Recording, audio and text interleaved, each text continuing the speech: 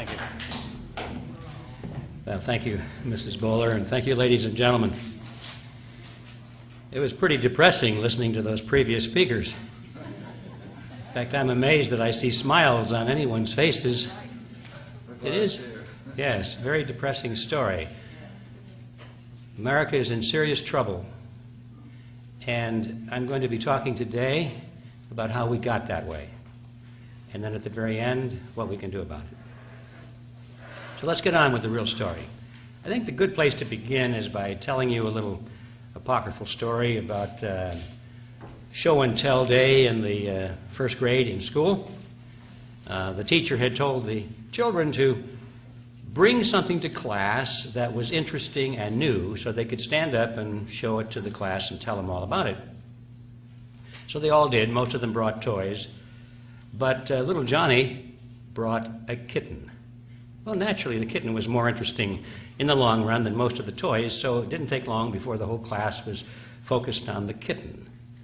And the question came up, was this a boy kitten or a girl kitten? Well, there was a heated discussion on this. Everybody had an opinion, but nobody really knew how to answer the question. So it was just opinions, until finally the teacher asked the class, does anybody know how you can tell the difference between a boy kitten and a girl kitten? And silence fell across the classroom. No one had a clue. And finally Johnny raised his hand. He says, I know. The teacher got very concerned with that one, and she asked cautiously, says, well, Johnny, how can you tell? Tell the class. He said, well, my dad says we live in a democracy. And so in a democracy, you vote on everything, so let's vote on this issue and we'll find out the truth. So you know right away this was an American school, because it's true, isn't it, that all of us, certainly myself included, have been taught from a very early age that we live in a democracy. It's one of those words that we need to get very serious about defining, but get this general impression that democracy means a majority rule. And that's wonderful. So the majority should decide everything. And the more serious the issue, then the more need there is to have the majority, express its view. Well, the purpose of my presentation is a little bit upstream. I'm going to be saying, basically, that this, although it's a cherished American concept, it's a very dangerous one.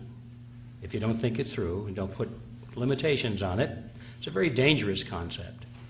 And as a matter of fact, it is the concept that is being used against the American people and people all over the world to their own detriment, to put them, in fact, into a condition of bondage, a condition in which they elect their own dictators and feel happy about it because they did it to themselves. That's what I'm going to be talking about. Now, as you probably know, the title of this presentation is called the Quigley Formula. So let's take a look at that. What is this thing, the Quigley Formula? And the first step is to answer the question, who is this man Quigley? Now, I say this man Quigley because the name is Carroll Quigley, and sometimes people think that's a woman. Well, it's not. It's Carroll Quigley that we're talking about, who was, he's deceased now, but he was a very well-known professor of history who taught at Georgetown University. And while he was there, he had a very famous student by the name of William Clinton. And Clinton studied under Quigley and became a favored student and spent some personal time with him and admired Quigley. 27 years later, when this student was given the nomination for President of the United States, in his acceptance speech, he mentioned Professor Carroll Quigley in his speech and paid homage to him. After he was elected President of the United States, he made at least 2 public appearances of which I'm aware, where again he mentioned Professor Carroll Quigley and thanked him for the influence that this man had had on the political awareness and thinking of himself, President Clinton. So there was no question about it that Quigley was Clinton's mentor. Now, why is this significant? It's significant because Professor Quigley taught the conspiratorial view of history as explained by the conspirators themselves. Quigley was very close to a secret society. In fact, he had been invited, he said in his own works, he had been invited into its inner circle and given the privilege of examining the society's private papers. He was considered to be the official historian of this secret society, and he admired it. He thought it was wonderful. He felt privileged to be close to it and to its documents. And he wrote a couple of books about this, as a matter of fact. And he said the only point of disagreement that he had with this secret organization was that it wished to remain hidden from view.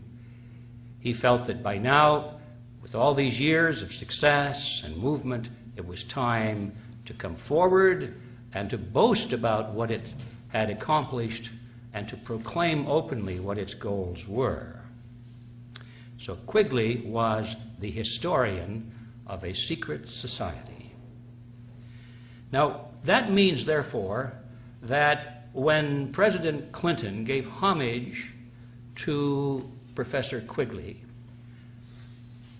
his comments had two meanings. To the average person who did not know who Quigley was or what position he held or what he had written about, they thought, oh, well, isn't that nice? Here's Bill Clinton giving homage to some nice old professor that had an influence on his collegiate days. How nice.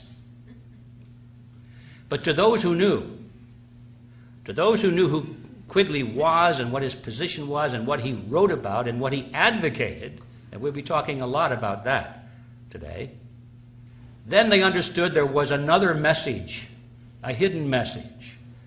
Clinton was saying he knew about this conspiracy, and he was now in its service. That was a signal to everyone around the world who understood what the real meaning was. They knew that Clinton now was in the service of this secret society that we'll be talking about today. Now, I've mentioned the word conspiracy before. I'll probably be using it again several times today, and that causes some concern for a lot of people because it's kind of a knee-jerk reaction for people to say, oh, you believe in conspiracy? What are you, a conspiracy theorist of some kind? Well, I'm certainly not a conspiracy theorist. When people take that position, I have to laugh because I feel sorry for them. They've obviously never read a history book. Because anyone who knows anything about history knows that it's built on conspiracies from one end to the other. Conspiracy is the engine of history. Every major event in history, when you examine it, has come to pass largely as a result of at least one, and in many cases, many conspiracies. And it goes on today. These people have never sat in a courtroom and listened to lawyers try men and corporations on the charge of conspiracies. Conspiracies in corporations, conspiracies in families, conspiracies from top to bottom. Conspiracies are a fact of life. And for anybody to say that conspiracies are absurd and that anyone who thinks that conspiracies are real is a conspiracy theorist has a real problem. I do not have this problem. I know the conspiracies are real, and we'll be talking about a very real conspiracy today, and we'll document it with the words of the people themselves who are involved in it, and they're very proud of it. So, but let's not drop the word with that. What is a conspiracy? The dictionary defines conspiracies generally as having three components. If you have these three components, then you're dealing with a conspiracy. First, it has to involve two or more people. Secondly, it has to use tactics that are either immoral or at least coercion. And thirdly, the objective of these tactics has to be illegal or immoral. Right, that's generally the definition of a conspiracy. So let's take a look, before we get into the details of the conspiracy we'll be talking about today, and just look at the surface. First of all, will there be 2 or more people involved? And you bet there are many people involved. Certainly not the masses, but a lot more than 2. So we can check that one off. The second part is, do they use deception or coercion? And yes, indeed, they boast about it, as a matter of fact, saying that the masses are so stupid that you have to fool them for their own good. And you have to pass laws to use coercion in order to force people to do what they want. So yes, you can check that one off. They do use deception and coercion. But now we come to the third issue. Is the objective illegal or immoral? Well, it's certainly not illegal in most cases, because we'll find out in a moment, as you folks already know, these are the people that make the laws. So what they're doing is entirely legal because they made it legal. They hold the powers of political power, legislative power, executive power, judicial power. And so what they're doing is not illegal. If they're going to merge, let's say, merge the United States, or let's say get rid of the United States and merge what is left of it with Mexico and Canada in a North American Union, for example, of just one of many things we could talk about, it will be done entirely legally. It'll be done with no objection from Congress. The courts will uphold it. And they'll figure out all kinds of ways to justify it as a legal move. So it's not illegal in most cases, although sometimes they do resort to illegal measures, but that's very rare. That leaves finally the last issue. Is it immoral or unethical? Now, in the minds of these people, it is the highest morality. They think that their goal is the highest morality possible. They are working towards what they fondly call the New World Order. In their minds, that is the ultimate morality.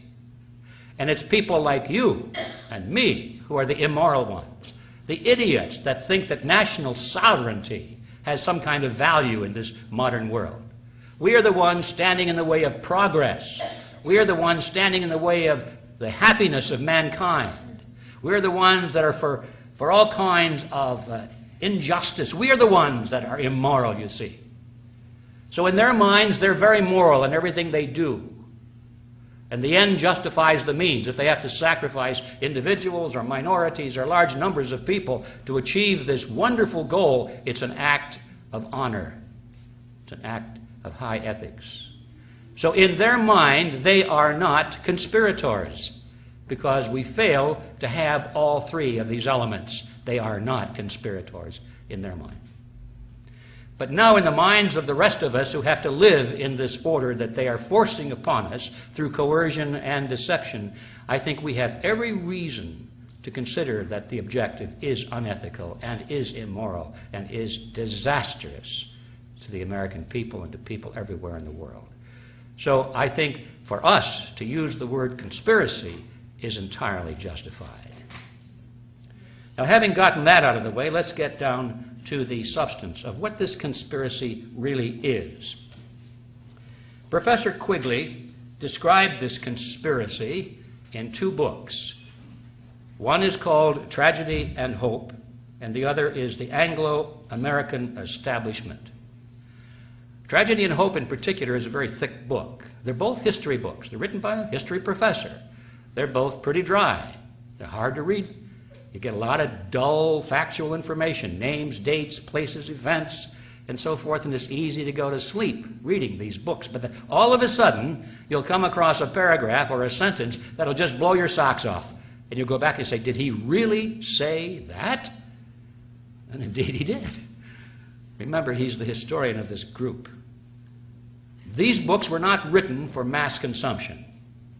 They were written primarily for academia and for people who were involved in this conspiracy at one level or another, who were curious to know about its origins, about its history, and about the extent of its operations in the world today.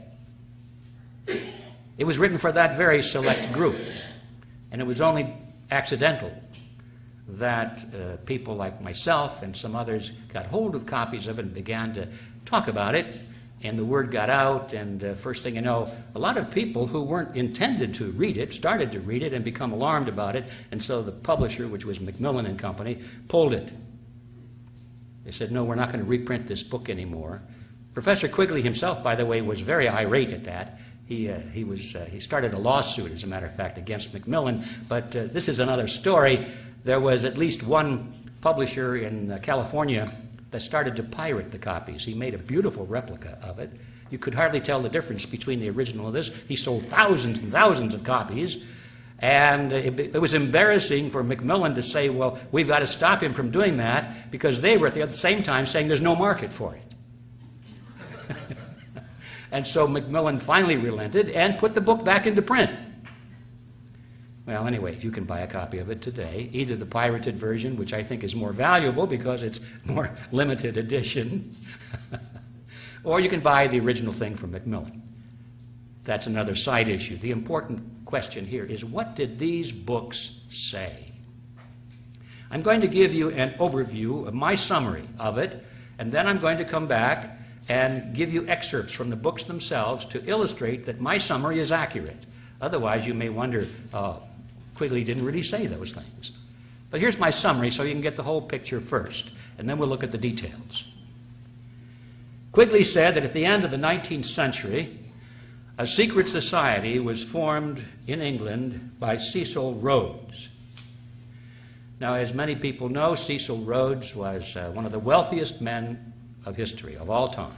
He was the Chancellor of South Africa. He had acquired possession of almost all of the gold mines and diamond mines in South Africa, and had used this tremendous access to the natural resources of that country primarily for his own personal use. Very wealthy person. What we don't know generally is how he used that money. Most people think that, well, it probably went to his heirs. It did not. Cecil Rhodes created 7 wills and very specifically instructed his executors of how to dispose of and use this great wealth. And he said it should be used for the purpose of creating a secret society. And that's how it was, and still is, by the way, being used. Now, one of the wills created the Rhodes Scholarship. We all heard about that. And the general impression there is that, isn't it wonderful that this man Rhodes set aside a big chunk of money for the education of worthy young men and women? Well, that's kind of a surface view. He did set aside a big chunk of money for the education of worthy young men and women, but the definition of worthy meant that they had to have a certain worldview. They had to be smart. They had to believe in global government based on the model of collectivism. They had to be a little bit ruthless. And they had to be capable of being enlisted into the secret society. This was the recruiting arm of the secret society to a large extent. It was a recruiting fund, not an educational fund. The other wills are unknown completely to most people. They have no idea what that money was used for and how it was allocated in these other wills. I said 7 wills before. Actually, that was a mistake. It was 5 wills. He wrote 5 wills. And the scholarship fund became the best known of them, and the others are pretty much even unknown to this day. This secret society exists today, continues to exist, and has been a major historical force since World War I. Quigley says that every major event in history from World War I has been dominated and directed to a large extent by this secret society.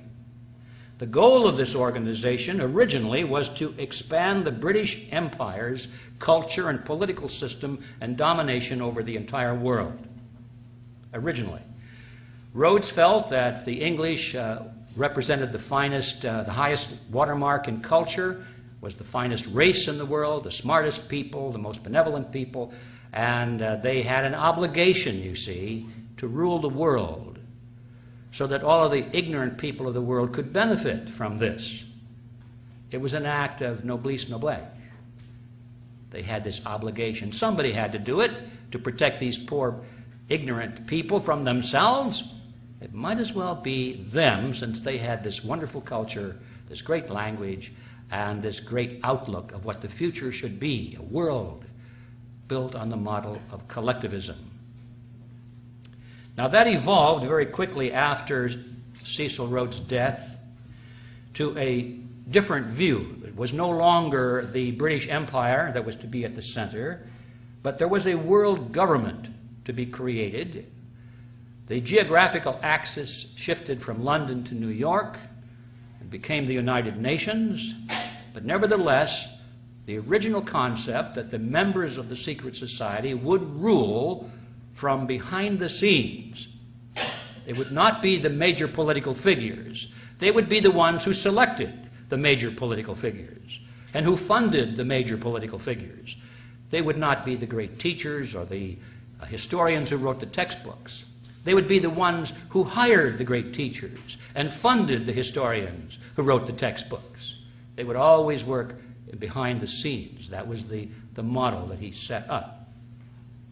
The method by which they would do this was very precise. They knew that you could not really control the masses directly, one-on-one. You had to do it through the organizations to which they belonged. They called them the power centers of society. Man has a herd instinct. We belong to groups. We follow leaders. We move in groups. We sometimes even think in groups.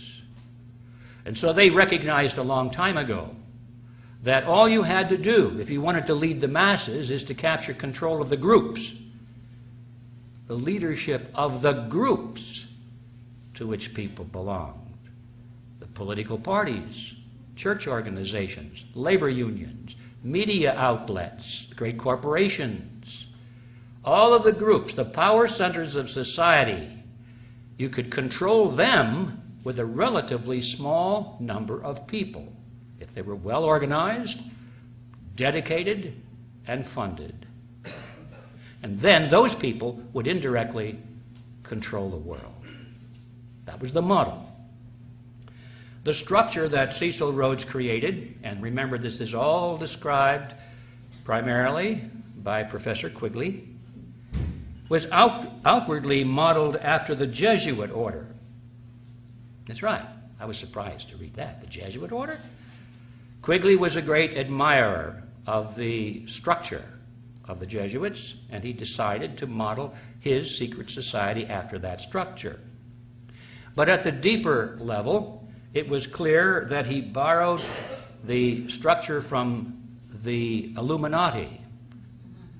And now everyone knows that the Illuminati existed at one time. It was created in 1776 by Adam Weishaupt, but shortly thereafter it was exposed in Bavaria. The police raided it, they arrested its members, they discovered its ledgers and its books and its papers, which is why we know so much about them.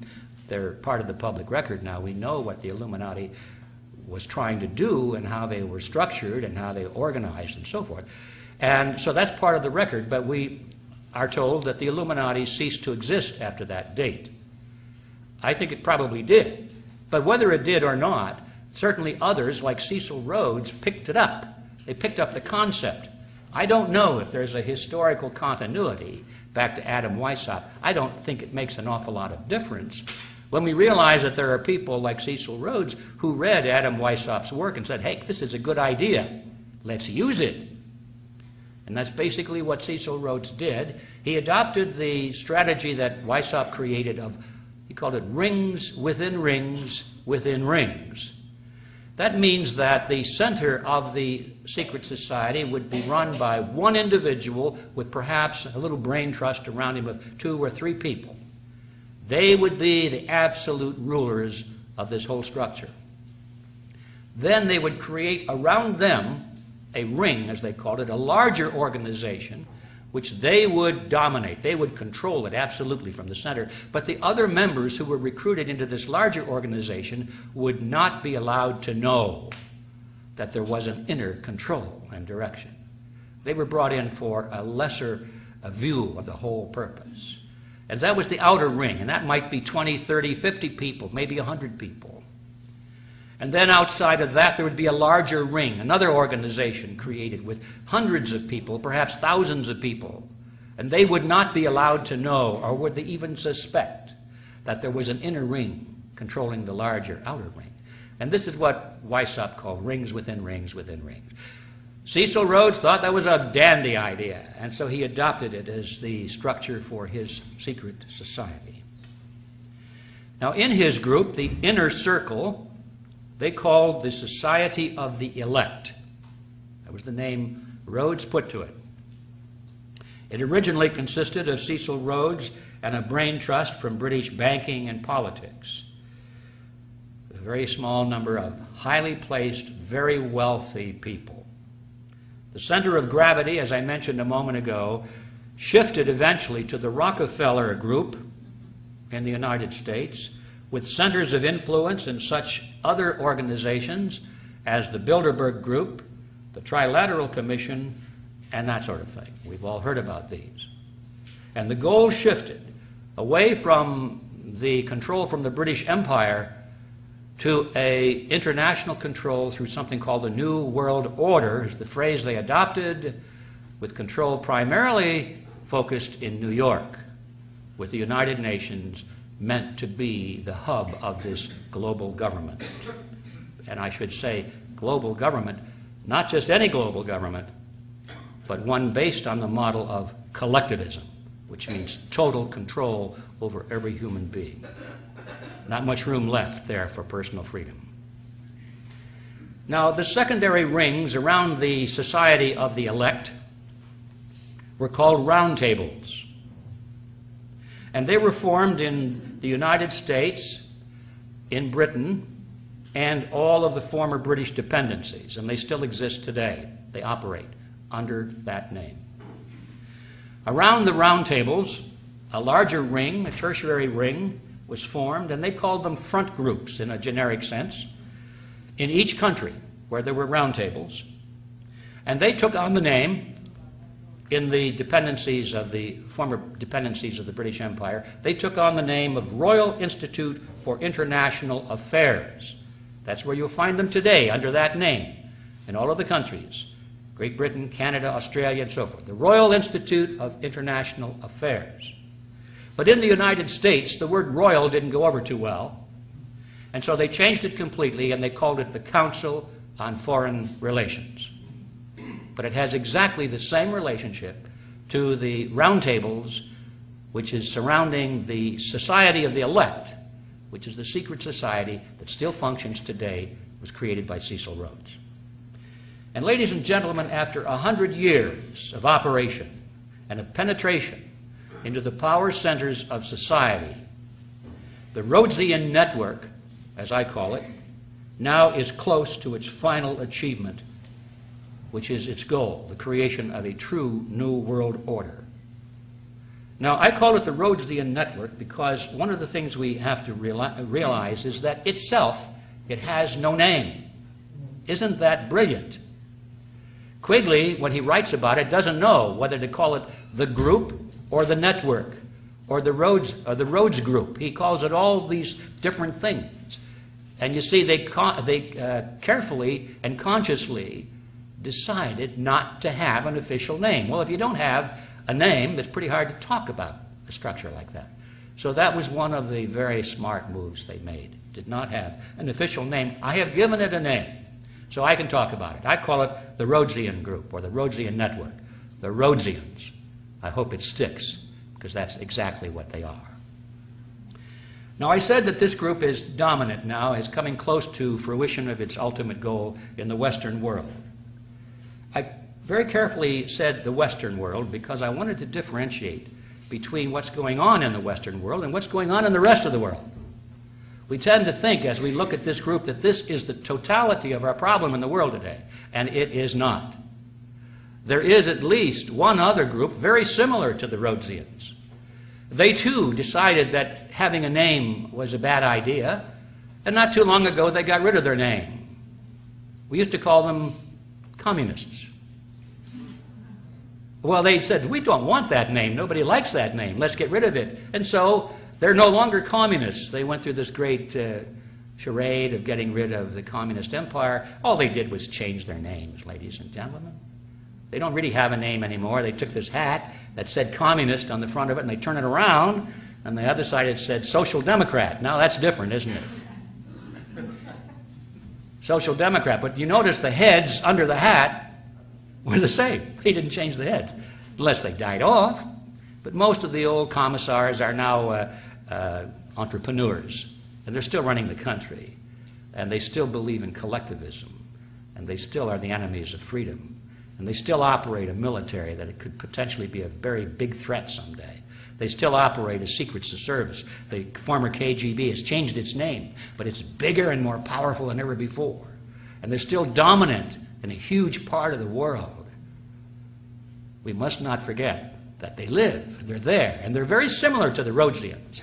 As a matter of fact, their ultimate goal of world government based on the model of collectivism is exactly the same.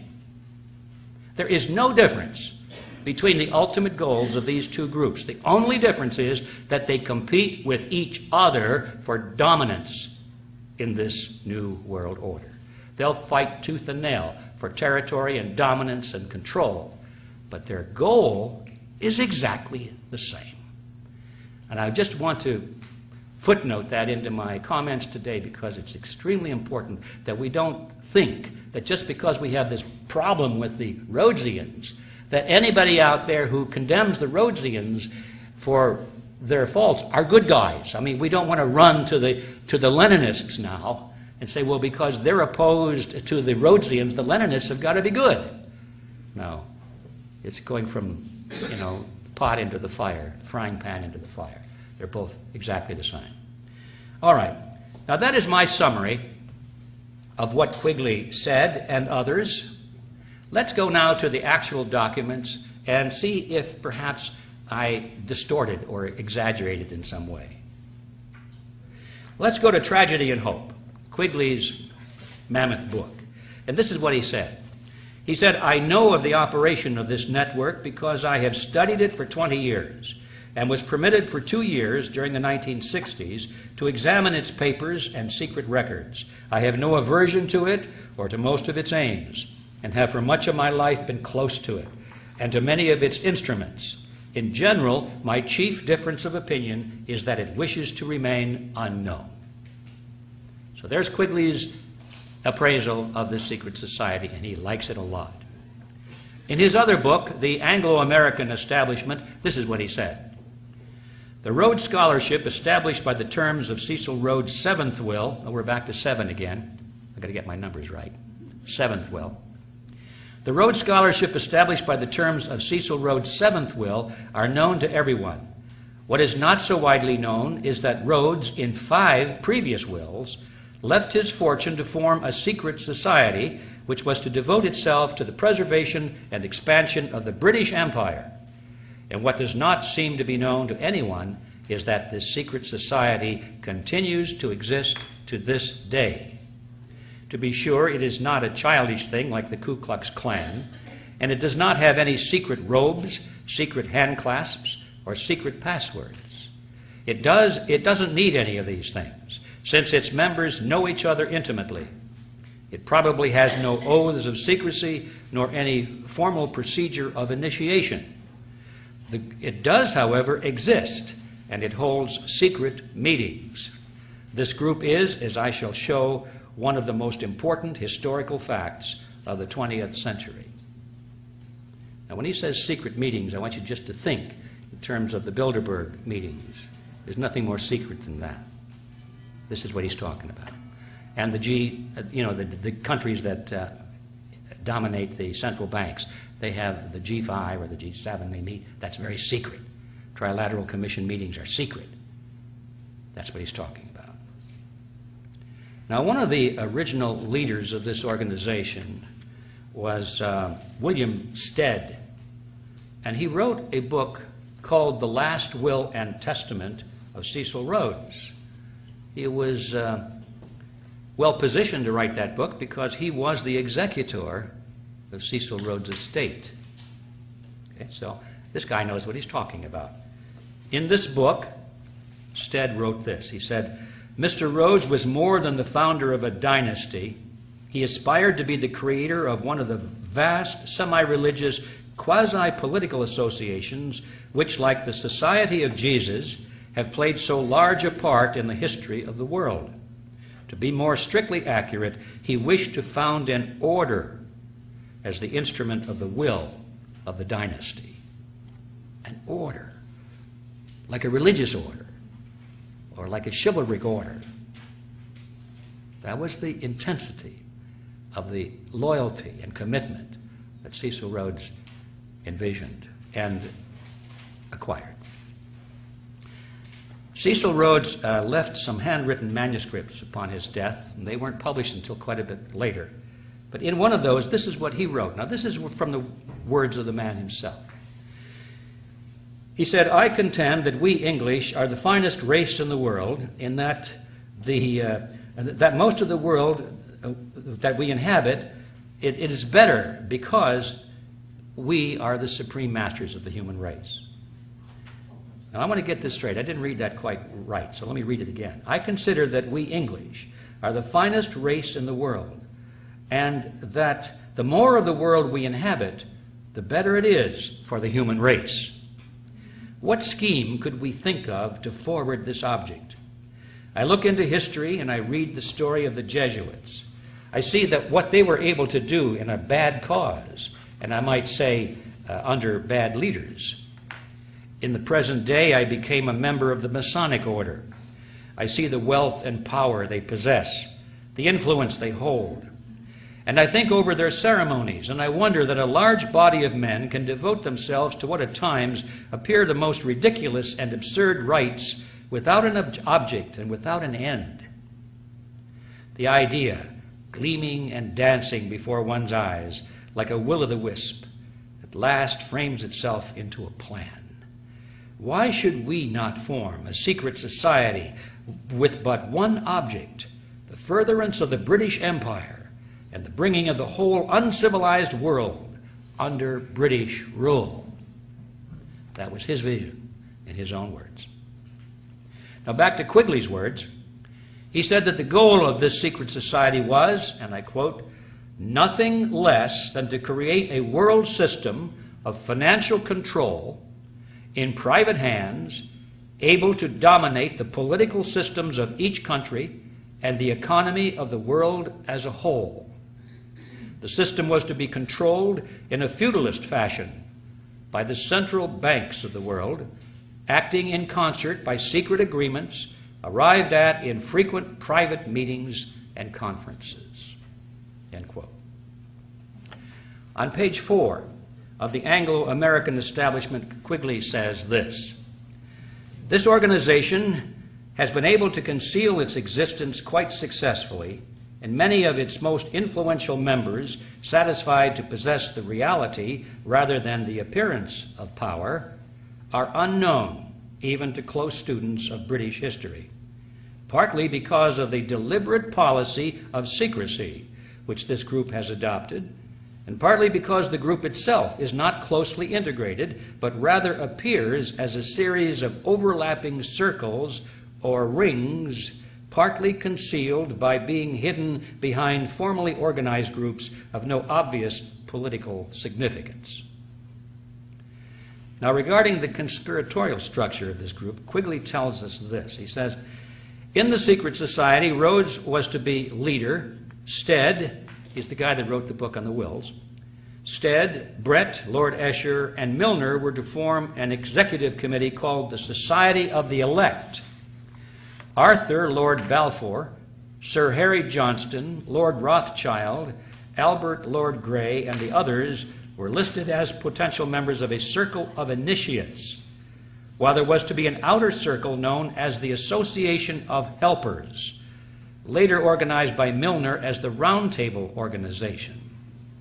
After the death of Cecil Rhodes, the organization fell under the control of Lord Alfred Milner, who recruited young men from the upper class of society to become part of the Association of Helpers. All right, a lot of words in there, but what that boils down to is this. These young men that were recruited were unofficially referred to at that time by this group as Milner's Kindergarten. Now, they were college graduates. They came out of the finest universities in England, and they went into top positions in government and elsewhere. But they called them Milner's Kindergarten nevertheless. These were the men who were placed into the power centers of British society. Eventually, they became the round tables in all of these countries, which were the inner rings of the larger front groups. Milner's Kindergarten became the round tables. Now, we must remember that the purpose of a secret society is deceit. They have to have secrets, don't they? They're not going to reveal their secrets. Otherwise, you don't need a secret society. You can just do everything out in the open. So if you have to guard secrets, and people ask you to explain what it is you're doing, you cannot say, well, we're doing this, this, and this. You have to lie about it. That's just logic. And so we find a lot of this going on. The members of this secret organization lie. They lie through their teeth, and they think it's an honorable thing to do because they're preserving the secret. It's not a lie to them. It's just a necessary public relations gesture. And, you know, you find this throughout. But there's a classic example I would like to share with you. One of the most, or the better known of these people, one of the more prominent members of Milner's Kindergarten, which we discussed a moment ago, his name was Arnold Toynbee. Now, he's a very famous historian, isn't he? Everybody's heard of Arnold Toynbee, a renowned historian, who is professor at the London School of Economics, where they teach collectivism, global government. He was the director of studies at the Royal Institute of International Affairs, which was a front group for the Round Table. He was a British intelligence agent and the author of a 12-volume work called A Study of History, which extols the virtue of world government based on the model of collectivism. And in November 1931, in that issue of the International Affairs publication, which was the official publication of this front group, this round table, which was to be read primarily only by its members. It wasn't to be read by people like us, where they can lower their guard and speak the truth, not expecting anybody to really catch it. This is what he said. Toynbee said, "I will hereby repeat that we are at present working discreetly, but with all of our might, to wrest this mysterious political force called sovereignty out of the clutches of the local national states of our world. And all the time we are denying with our lips what we are doing with our hands." Good for us. See, this is what you would expect from a secret society. It should not be a shock to anybody. But I put it in because some people still find it hard to believe that their politicians or anybody in prominence would not tell the truth. Now, world government doesn't just happen by writing articles or books. You know, it happens only when people come into control of the power centers of society and drive society into world government. And Quigley explains how this came about. He said, and I quote, "Through Lord Milner's influence, these men were able to win influential posts in government, in international finance, and become the dominant influence in British imperial affairs and foreign affairs up to 1939.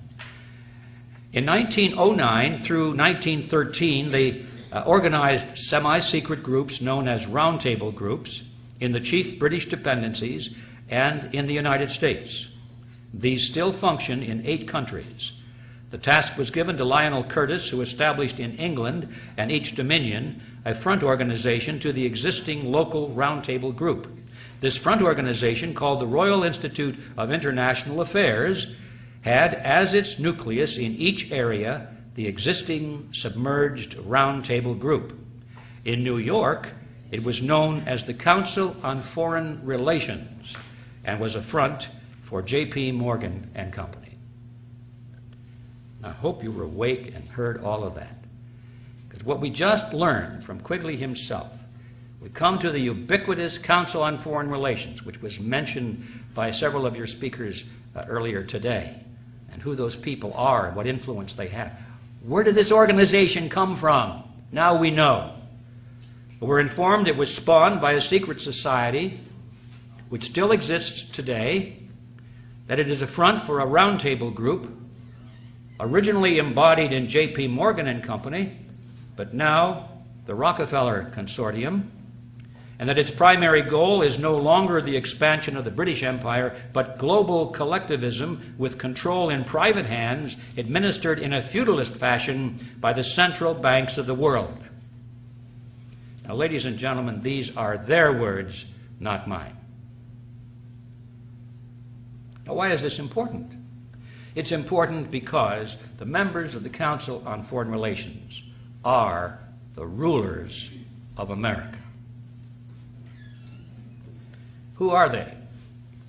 Well, once in a while their name pops into the news, but very seldom you get them all together. I'm going to take a few moments. This might be boring, but I think for the record, everyone needs to be familiar with the names, some of the prominent names, who are members of this outer ring of a secret society. Let's start with the presidents of the United States. Herbert Hoover, Dwight Eisenhower, Richard Nixon, Gerald Ford, James Carter, George Bush Sr., and William Clinton.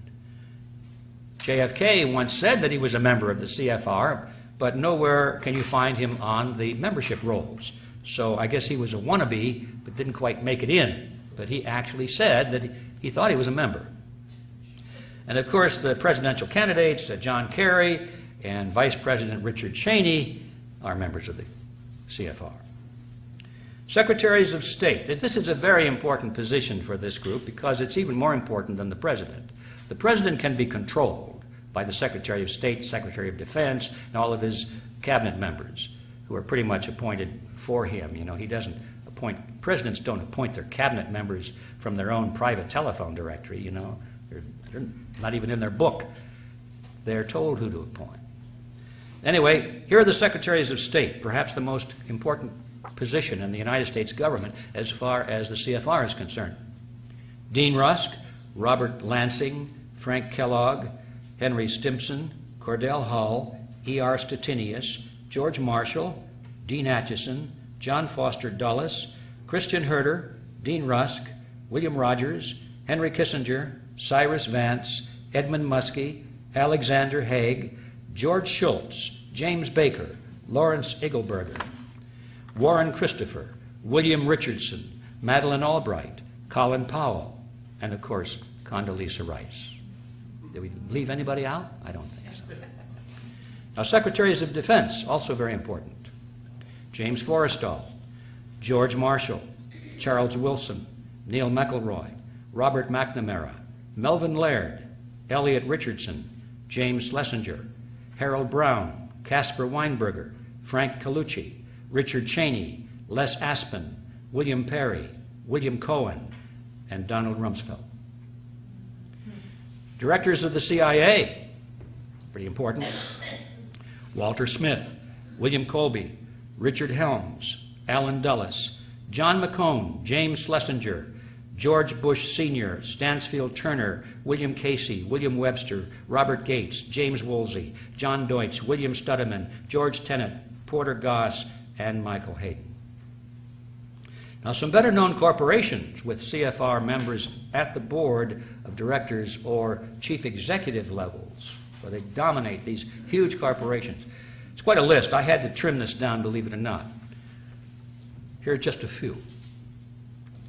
Atlantic Richfield Oil Company, AT&T, Avon Products, Bechtel Construction Group, Boeing Company, Bristol Myers Squibb, Chevron, Coca-Cola and Pepsi-Cola, Consolidated Edison of New York, Exxon, Dow Chemical, DuPont Chemical, Eastman Kodak, Enron, Estee Lauder, Ford Motor, General Electric, General Foods, Hewlett-Packard, Hughes Aircraft, IBM, International Paper, Johnson & Johnson, Levi Strauss & Company, Lockheed Aerospace, Lucent Technologies, Mobil Oil, Monsanto, Northrop, Pacific Gas and Electric, Phillips Petroleum, Procter & Gamble, Quaker Oats, SBC Yahoo, Shell Oil, SmithKline Beecham Pharmaceuticals, Sprint Corporation, Texaco, Santa Fe Southern Pacific Railroad, Teledyne, TRW, Southern California Edison, Unicol, United Technologies, Verizon Communications, Warner Lambert, Weyerhaeuser, and Xerox, to mention just a few. Now, in the media, also very important in controlling the thinking processes of the American people. We find CFR members in the management and operational positions at the Army Times, Associated Press, Association of American Publishers, Barron's, Boston Globe, Business Week, Christian Science Monitor, Dallas Morning News, Detroit Free Press, Detroit News, USA Today, Wall Street Journal, Los Angeles Times, New York Post, San Diego Union Tribune, Times Mirror, Random House, W.W. Norton and Company, Warner Books, American Spectator, Atlantic, Harper's Farm Journal, Financial World, Insight, Washington Times, Medical Tribune, National Geographic, National Review, New Republic, New Yorker, Newsday, Newsmax, Newsweek, Pittsburgh Post-Gazette, Reader's Digest, Rolling Stone, Scientific American, Times Warner, Time, U.S. News and World Report, Washington Post, ABC, CBS, CNN, NBC, PBS, RCA, the Walt Disney Company, and of course, Rupert Murdoch. Media personalities, the talking heads, include David Brinkley, Tom Brokaw, William Buckley, Peter Jennings, Bill Moyers, Dan Rather, Diane Sawyer, Barbara Walters, Katie Couric, and Andrea Mitchell, who was the wife of Alan Greenspan, former chairman of the Federal Reserve System. Of course, Alan is a member of the Council on Foreign Relations. Labor unions and with CFR members in key positions include AFL-CIO, United Steelworkers of America, United Auto Workers, American Federation of Teachers, Bricklayers and Allied Craft, Communication Workers of America, Union of Needle Trades, and Amalgamated Clothing and Textile Workers. All the big ones. In the tax-exempt foundations and think tanks, the number of CFR members in controlling positions is 443.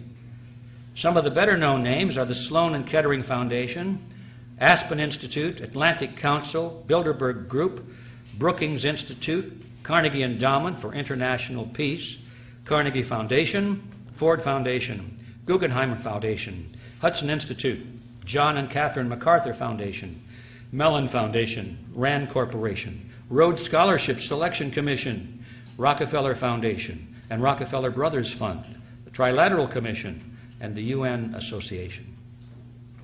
In the universities, the number of CFR members who are or have been professors, department chairmen, presidents, or board members is 563.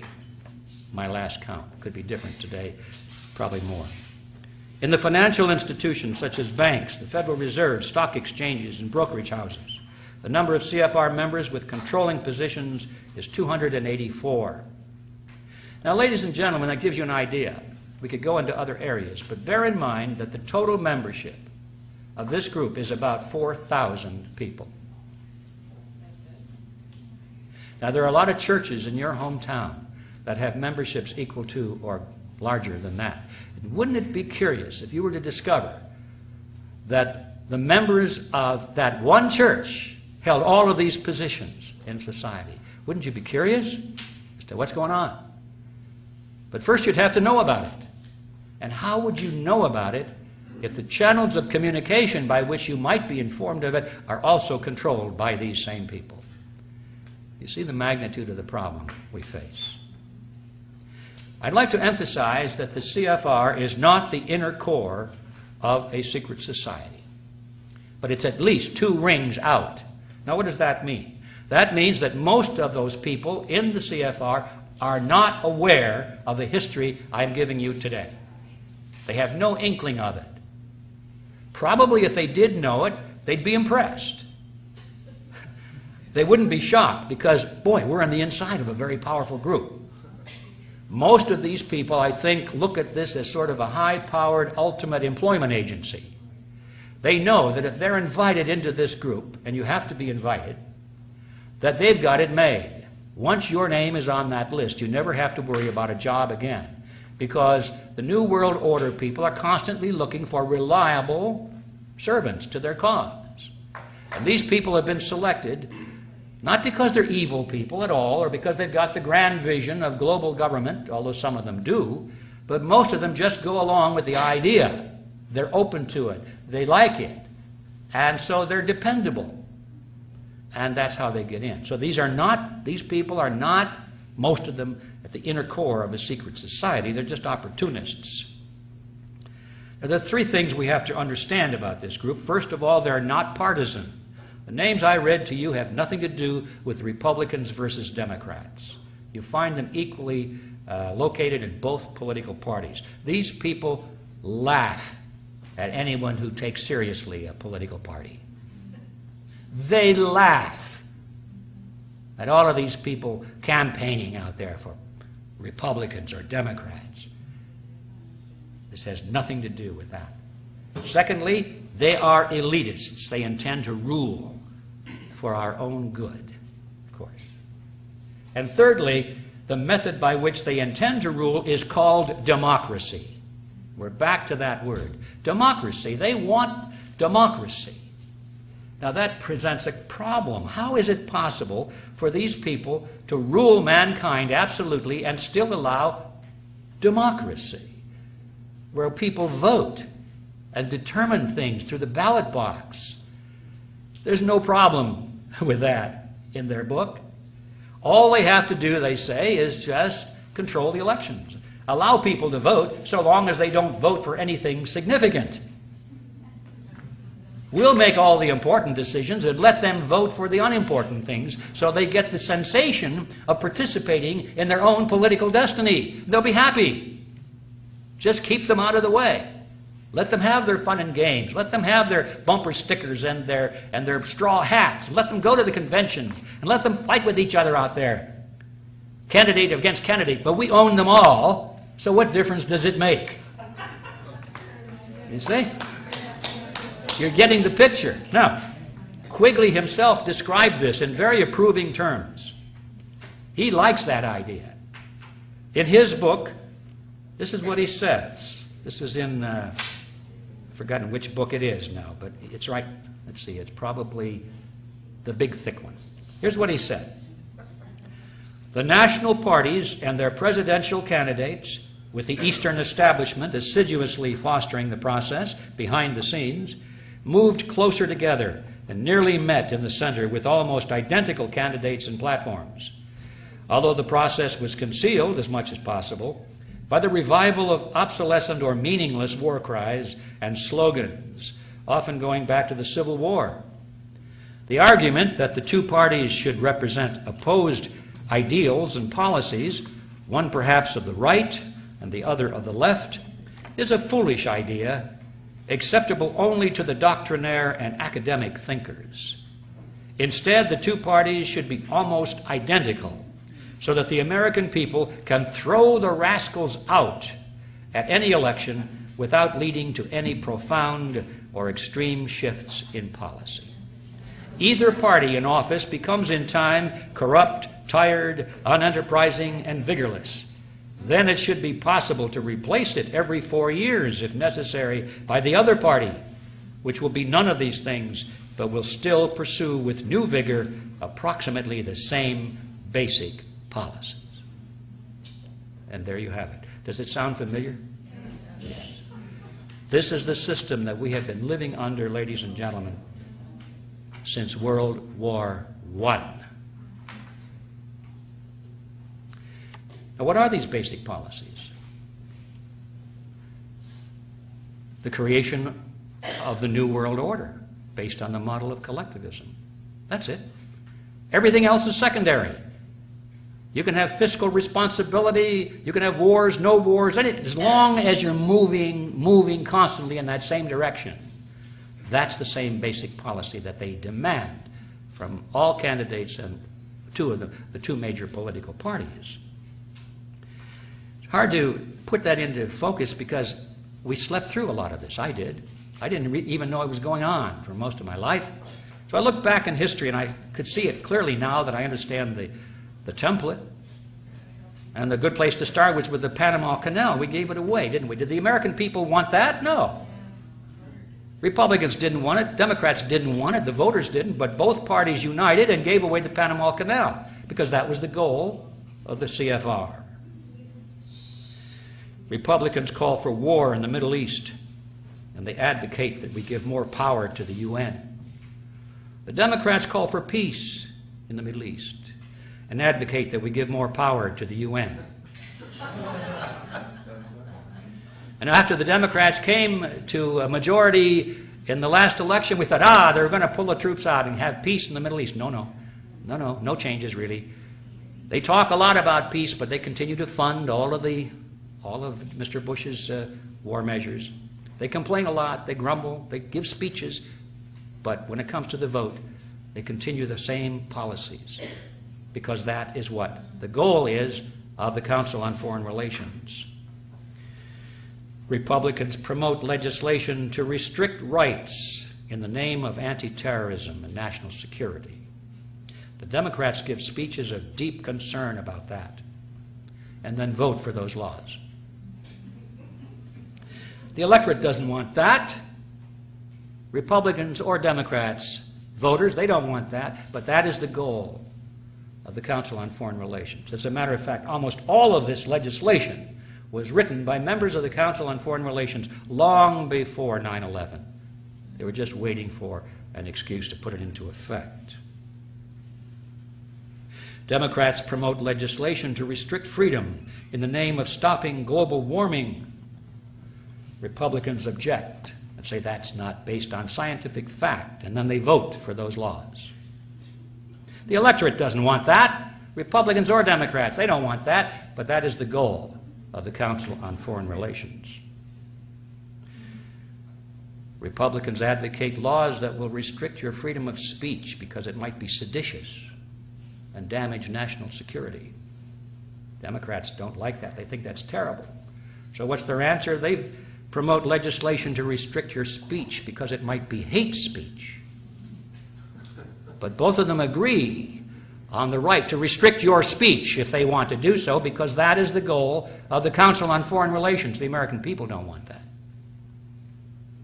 Republicans give speeches on the danger of illegal immigration. Don't do anything about it, but they give good speeches on it. The Democrats give speeches about compassion, but then they both unite in merging the United States with Canada and Mexico so that the issue of immigration becomes a non-issue. The American people don't want that. The Mexican people don't want that. The Canadian people don't want that. But that is the goal of the CFR.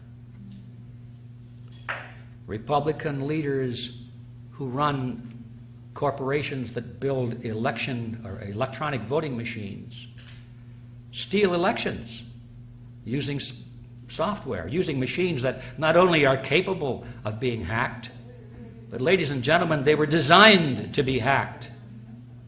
And the Democrats, so far, who have lost these elections, they don't do anything about it, you've noticed. They just say, oh, golly, I wonder if the election was stolen. Did Mr. Bush really win that election? And Mr. Kerry and Mr. Gore don't really do anything about it. They actually block any serious groundswell of opposition to it. Now that the new elections are on hand, we find that the rigging of the elections are being used to promote certain Democrats. You see, this has nothing to do with Democrats versus Republicans. This has to do with the Quigley Formula. Rigged elections is the ultimate form of the Quigley Formula, giving people the illusion that they participated in their own political destiny because, by golly, they went to the polls and they touched a screen and the light went on and they got their little sticker that says, I voted. And they have no idea what went on inside that machine when the numbers were counted. Or they get a piece of paper and they put it through a scanner. So, I got the piece of paper, see? And it goes into a scanner. They have no idea what goes on inside that scanner and how the numbers come out. That is the ultimate embodiment of the Quigley Formula. What we're dealing here with is a phony wrestling match.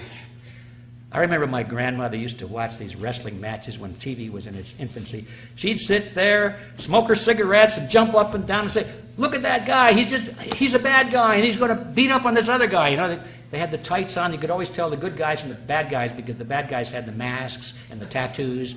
It's gotten even worse today, I know, but in those days it was good enough. My grandmother thought that was real. And it was about as phony as a $3 bill. Elections today, ladies and gentlemen, are about the same thing as a rigged wrestling match. They go through and put on a great show in the ring. But when it's all over, they meet in the locker room, put their arms around each other, say, "Boy, that was a good show you put on there." And they go out and have a beer. Americans have become like tennis balls in a tennis match. Wham! From one side to the other side. Republicans, no, we don't like the Republicans this year, so we vote Democrat. Now they're the good guys, right?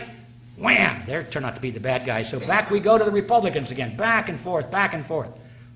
And in this game, yeah, the players can sometimes win a game, but we, the tennis balls, never win anything. We've got to stop being tennis balls and realize what's really going on out there. So people don't vote for a candidate so much anymore. They don't like any of them. They're beginning to suspect this whole thing is foul, but they now vote against candidates. They're going to vote for the lesser of two evils. Isn't that smart? And then they wonder how come they got evil. Because they've been voting the lesser of two evils all their lives. They don't like anybody. Well, sometimes they do, but generally this is the politics of hate. I don't like this candidate, but I hate that one, and we can't let him get into office. And voters are putty in the hands of these psychopoliticians who know how to manipulate them. I think the average voter today, trying to figure out who to vote for on the basis of choosing between Republicans or Democrats, he's got about as much chance of figuring out what's going on and making a correct decision, in fact, less of a chance, than the children in that classroom trying to determine whether that was a boy kitten or a girl kitten. We haven't a clue. And that's the problem we're facing. All right. I could talk a little bit more about the cheerleaders, Rush Limbaugh, Michael Moore, organizations like Accuracy in Media, organizations like Move On. All of these are cheerleaders. They're cheerleaders for the phony wrestling match. Some of them are very good at exposing the corruption in one party, but they're totally blind to any corruption in the party that they represent. And the others are totally good at exposing the corruption in the other party, but they're totally blind to their assigned loyalty. We've got to get clear on these phony cheerleaders as well. So now we come finally to the solution. What is the solution to this? Silence has fallen across the room here. Ask anyone. They'll tell you. There isn't any. Collectivism has won. These people have won. They control the power centers of society. You really think that you're going to break the grip of these people that run the elections, they control the elections, the political parties, the media, they're your employers, they run the military, they have the CIA. You think you're really going to break the grips of these people? Let's face reality. They've won. We've lost. Those who benefit from it are too happy with it. Those who serve it and are subject to it are afraid of it. They don't want to stand up for fear it might be bad for their reputation or business. They're not going to do anything. So it's over. Get used to it. But wait a minute. I just had an idea. What would happen, do you suppose, if just 2% of the people knew what was really going on and they were no longer willing to play this game? And if just 2% of the people would unite across the lines of religion, culture, politics, just unite and have a common creed. They knew what they were for as well as what they're against. They're not voting against something. Now, for the first time, they're voting for something, or at least working for something. And if they united and worked together, do you think we could turn this thing around? I think so. I think so, definitely. In fact, I'm betting my life on it and everything I have. It can be done. Now, it might not be done by the next election, so we've got to get this longer view of history. One of our problems is that everybody is impatient. They want it done by the next election. If we can't see it being done then, forget it. No, that's not how it works. It took these people 100 years to get to where they are today. You think we're going to turn that around in 6 months or a year? Not going to happen. Even if our favorite candidate were to be elected president and he moved into the White House, he would be surrounded by enemies, collectivists. He completely surrounded. They would block him in every way. In order for us to solve this problem, we have to send people into government at all levels, not just one candidate. And we have to have all of these people on the same page, knowing what they stand for, having a creed of freedom. Then it can be done. And that's the reason that we created Freedom Force International a few years ago. And I'm here to tell you it's going like wildfire. We now have members, as of we speak, in 55 different countries. I never thought that would happen, but I knew it had to happen. And it's growing. People who are dedicated to recapture control of the power centers of society.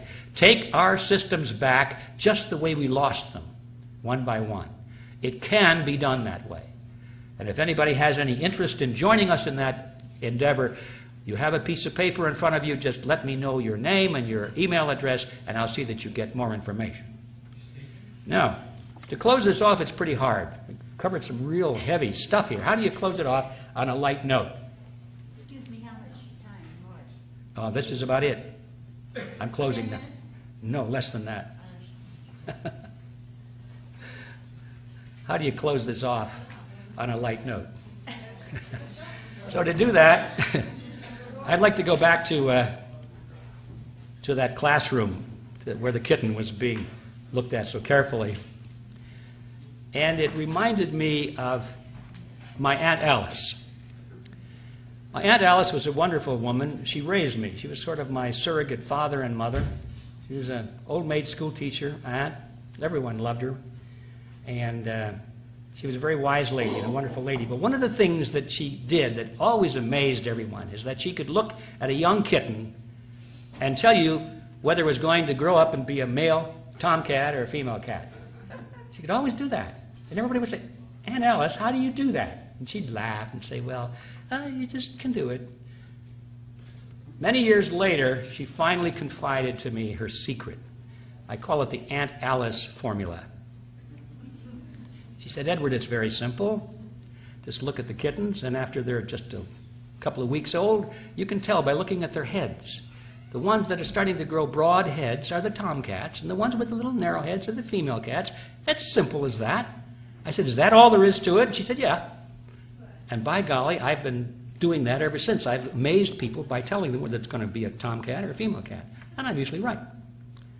So that's the Aunt Alice formula. And I want to close by mentioning that because it's an illustration of the fact that I don't care how complex and seemingly hopeless a problem may be, sometimes the solutions are more simple than you think. Thank you very much.